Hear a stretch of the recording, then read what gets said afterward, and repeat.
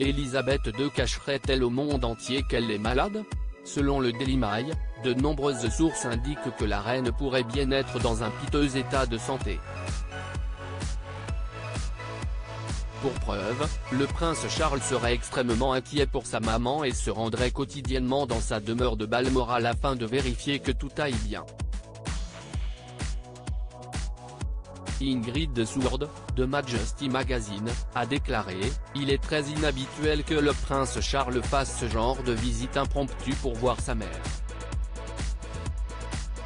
Pour rappel, la dernière apparition publique de la reine remonte au 21 juillet dernier à l'aéroport d'Aberdeen. Elle séjourne depuis au Craigowwan Lodge en Écosse suite à son départ du château de Windsor. On a conseillé à la reine de ne pas voyager, autre élément qui pourrait signifier un état de santé défaillant chez Sa Majesté. Celle-ci ne devrait pas se rendre à Londres le 6 septembre prochain pour nommer le nouveau Premier ministre. Selon The Sun, il est d'ailleurs fort probable que Boris Johnson et son successeur fassent eux-mêmes le voyage de 1000 km jusqu'au domaine écossais de la reine. Ce serait la première fois, en 70 ans de règne, que la reine recevrait un Premier ministre sortant ou nouvellement nommé hors du palais de Buckingham.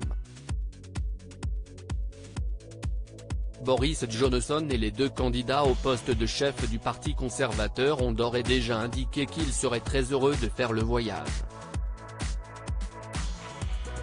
Une source aurait déclaré au Sun, « On a conseillé à la reine de ne pas voyager. Mais bien sûr, personne ne donne d'ordre à la reine et, en fin de compte, si est sa décision.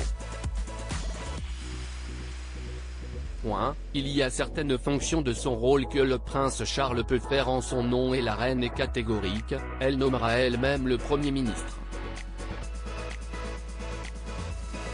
Ce n'est peut-être pas le meilleur choix de faire à la reine un aller-retour de 1000 km pour une visite de 48 heures alors que les premiers ministres peuvent facilement se rendre à Balmoral à la place.